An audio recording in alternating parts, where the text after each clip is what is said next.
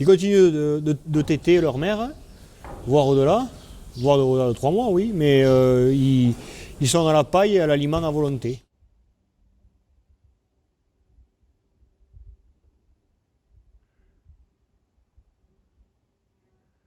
Pourquoi de la viande plutôt que du lait?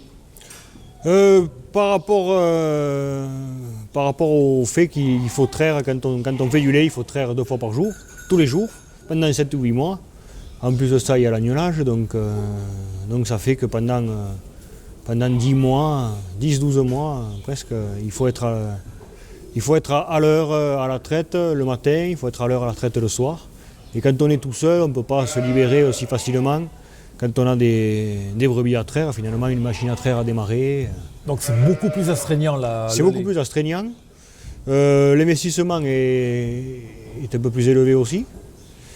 Et oui, puis c'est surtout le fait qu'en étant tout seul au départ, je ne me sentais pas, je n'avais pas envie d'être astreinté tous les jours Oui, pour la traite. C'est pas toi qui rythme ta journée, c'est les brebis qui rythment ta journée. C'est ça. C'est les agnelages, oui, ça commence, le premier lot et commence au mois de janvier, le plus gros lot d'agnelage. S'étale pendant 1 mois et demi à peu près. 300 brebis, c'est 300 agneaux? Un peu plus, normalement. Ah, un peu plus? Un peu plus, oui.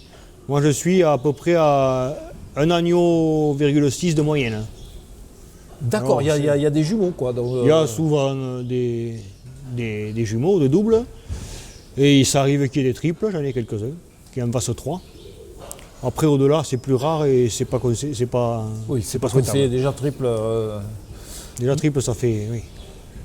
Il faut que la brebis puisse les nourrir. Et donc à la fin, ça fait pour une brebis, il y a 1,6 agneaux. Voilà, en moyenne.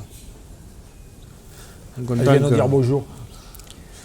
Et ça c'est janvier. Mois de janvier, voilà. Alors l'agnelage, c'est du taf, il faut les aider dans l'agnelage. Il arrive qu'il faille les aider, oui. Quand l'agneau sort à l'envers ou les deux viennent en même temps, ça arrive aussi. Il faut être capable de les aider à mettre bas. Et puis après, il faut les faire téter quand ils veulent pas trop téter. Alors au départ, c'est à l'odeur. Hein. Une brebis reconnaît son agneau à l'odeur. Et puis plus tard, au son. Au son de la voix, un agneau reconnaît sa mère, une mère reconnaît son agneau. D'accord. Et ça, tu les aides? Ah non, pour ça se fait instinctivement. Mais quand les brebis mettent bas, je prends le ou les agneaux, je fais suivre la brebis dans une petite case d'agnelage comme ça. La brebis est seule avec son ou ses agneaux pendant quelques jours, 2-3 jours, qu'elle s'habitue bien à l'odeur et qu'ils n'aient pas à chercher leur mère pour téter. Et à partir de là, on peut mélanger plusieurs brebis avec plusieurs agneaux et là, tout le monde se reconnaît. Je fais quelques agneaux de Pâques. Mais principalement, ça commence quand les agneaux font 35-40 kilos. Parce que les agneaux de Pâques, traditionnellement, c'est des agneaux de 15-20 kilos. Et ça, je ne sais pas trop le faire. Hein. Et puis, quand on retire un agneau de sa mère, il lui reste du lait. Et ça, il vaut mieux éviter. C'est un peu tôt. Pas que pour toi, c'est un peu tôt. C'est un peu tôt, oui. Pendant minimum 3 mois. Ils sont, ils continuent de téter leur mère, voire au-delà de 3 mois, oui, mais ils sont à la paille et à l'aliment à volonté. L'aliment à volonté, c'est quoi? C'est toi qui... C'est de l'aliment, non, c'est pas moi qui le fais, c'est de l'aliment que j'achète, qui vient de la région, qui est fabriqué sur la région, avec avec de l'orge, de la luzerne, du maïs, du colza, tout vient de la région. Et puis ensuite, ils vont brouter dans les champs un peu aux alentours? Alors les agneaux, non. Les brebis, oui, mais les agneaux, non, ils ne sortent pas pour le moment. Pour une question de parasitisme, il faudrait après vermifuger les agneaux pour qu'ils puissent se développer correctement. Et pour une question de goût, c'est que l'agneau à l'aliment et à la paille, il est moins fort, il est plus tendre, il est un peu plus gras. Et c'est surtout le goût fort qui n'apparaît pas dans l'agneau de bergerie. Je crois comprendre que chaque éleveur a sa patte pour donner un goût finalement à sa viande. Oui, oui, bon, finalement, après, j'ai plein de collègues qui sortent leurs agneaux. Les agneaux suivent les mères.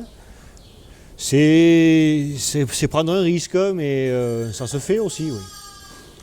C'est que j'aimerais faire plus tard, mais pour l'instant encore, je ne suis pas au point. Step by step, hein, ça fait 4 ans et déjà vous êtes dans le projet poule maintenant. Alors là, il y a un second lot qui a commencé là, au mois de mai. Au mois de mai, j'ai un petit lot de brebis qui mettent bas. Et à partir du début juin, c'est la saison des foins qui commence. Et là, pendant un mois et demi, les foins, ça se termine par la moisson de l'orge. Donc tu as tes propres productions quand même sur oui, le je suis foin. autonome en foin, en paille, en orge, en grains pour les brebis, oui. Il n'y a que l'aliment des agneaux que j'achète. Il n'y a que l'aliment, d'accord. Pour les brebis, tu es autonome, d'accord. Autonome. 100% et enfin, depuis 2 ans. Quand est-ce que c'est les semis Alors pour les céréales comme l'orge, c'est septembre-octobre. Pour le blé, c'est au mois de novembre, mais pour l'instant, j'en fais pas. J'en ferai que l'automne prochain. D'accord. Pour la volaille, justement. Et sinon, là, tout ce qui est luzerne, trèfle, enfin, légumineuses, pour les brebis, je le sème plutôt au printemps, au mois d'avril. Oui, alors je fais intervenir quand même l'ACUMA, la coopérative de matériel agricole qu'on a en commun, avec un chauffeur. Et sinon, je fais intervenir une entreprise agricole pour les travaux des champs quand je ne peux pas tout faire, quoi. Tu fais partie d'une coopérative, vous mettez en commun des moyens mécaniques pour cultiver vos céréales. On a une CUMA de 70 adhérents environ, 70-80 adhérents, avec du matériel en commun et donc un tracteur avec son chauffeur qui est salarié de la CUMA. Ça te permet d'avoir accès à des choses auxquelles individuellement oui. Chacun n'aurait pas accès, vous mettez Oui, il y a des choses, il y a des matériels qu'on utilise très peu dans l'année. Ce serait dommage de dépenser beaucoup d'argent pour acheter du matériel comme ça, pour l'utiliser 2-3 fois dans l'année. Là en CUMA, eh bien, ça réduit les coûts et on peut avoir du matériel performant à moindre coût. L'été, c'est pas tout de repos. Encore moins, donc il faut rentrer les balles que j'ai faites au mois de juillet et début juillet. Et puis il y a les marchés des producteurs le mercredi soir au Kellar. Tu fais la vente directe au Kellar aussi, hein. Voilà, et surtout sur le marché des producteurs le mercredi soir. Donc on fait griller de la viande. Pour moi c'est de la merguez. D'accord, tu es sur le grill toi. Voilà, et on fait griller notre viande avec d'autres collègues qui ont un collègue qui a des brebis, des agneaux, du coup, du cochon et du bœuf et du veau. Et un autre collègue qui a aussi également du veau. On fait cuire de la viande pour les gens qui viennent manger sur place. C'est quelque chose qui me plairait, mais j'ai vraiment pas le temps en fait d'aller sur des marchés assez loin comme ça. Entre le travail des brebis, rentrer les foins et s'occuper du marché du Kellar, tu dors bien? Ben oui, quand même, je dors. Je ne me plains pas de ce côté-là. Dans mon cas, je fais des clôtures, puisque je suis arrivé sur une ferme où il n'y avait aucune clôture, c'était un système de garde. Et donc, comme j'aimerais avoir que ça à faire de garder les brebis, je me régale, mais je n'ai pas le temps de garder les brebis. Quand je suis sur mon tracteur, je ne peux pas faire les deux. Donc je clôture pour que les brebis soient en parc et qu'elles soient dehors le maximum quand il fait beau et qu'elles mangent moins de foin. Bon, et pour conclure le comment, les poulets, il te tarde de remettre en route finalement cette tradition. Oui, ça va me rajouter du travail, mais il y a Chloé qui est là pour m'épauler et pour faire ce qu'elle a à faire, du moins. Et oui, je pense que c'est intéressant. On n'en fera peut-être jamais assez.